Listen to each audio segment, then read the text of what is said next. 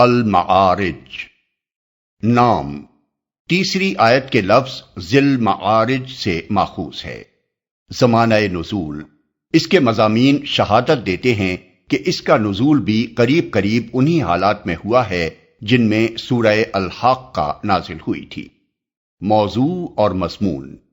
اس میں ان کفار کو تنبیہ اور نصیحت کی گئی ہے جو قیامت اور آخرت اور دوزخ اور جنت کی خبروں کا مذاق اڑاتے تھے اور رسول اللہ صلی اللہ علیہ وسلم کو چیلنج دیتے تھے کہ اگر تم سچے ہو اور تمہیں جھٹلا کر ہم عذاب جہنم کے مستحق ہو چکے ہیں تو لے آؤ وہ قیامت جس سے تم ہمیں ڈراتے ہو۔ اس سورہ کی ساری تقریر اسی چیلنج کے جواب میں ہے۔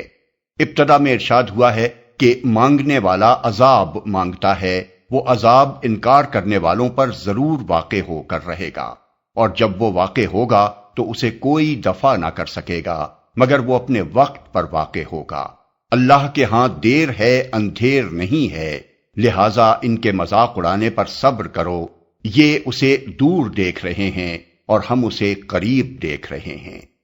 پھر بتایا گیا ہے کہ قیامت جس کے جلدی لے آنے کا مطالبہ یہ لوگ ہنسی اور کھیل کے طور پر کر رہے ہیں کیسی سخت چیز ہے، اور جب وہ آئے گی تو ان مجرمین کا کیسا برا حشر ہوگا۔ اس وقت یہ اپنے بیوی بچوں اور اپنے قریب ترین رشتہ داروں تک کو فدیے میں دے ڈالنے کے لیے تیار ہو جائیں گے تاکہ کسی طرح عذاب سے بچ نکلیں مگر نہ بچ سکیں گے۔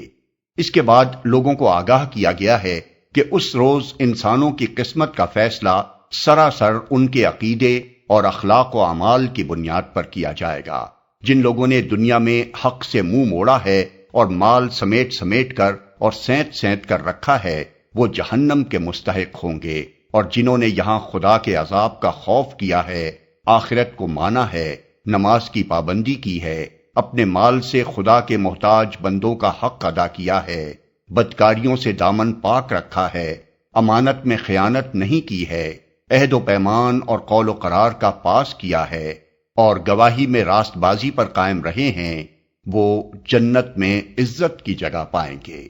آخر میں مکے کے ان کفار کو جو رسول اللہ صلی اللہ علیہ وسلم کو دیکھ کر آپ کا مذاق اڑانے کے لیے چاروں طرف سے ٹوٹے پڑتے تھے خبردار کیا گیا ہے کہ اگر تم نہ مانو گے تو اللہ تعالیٰ تمہاری جگہ دوسرے لوگوں کو لے آئے گا، اور رسول اللہ صلی اللہ علیہ وسلم کو تلقین کی گئی ہے کہ ان کے تمسخر کی پرواہ نہ کریں، یہ اگر قیامت ہی کی ذلت دیکھنے پر مصر ہیں تو انہیں اپنے بیہودہ مشغلوں میں پڑا رہنے دیں، اپنا برا انجام یہ خود دیکھ لیں گے۔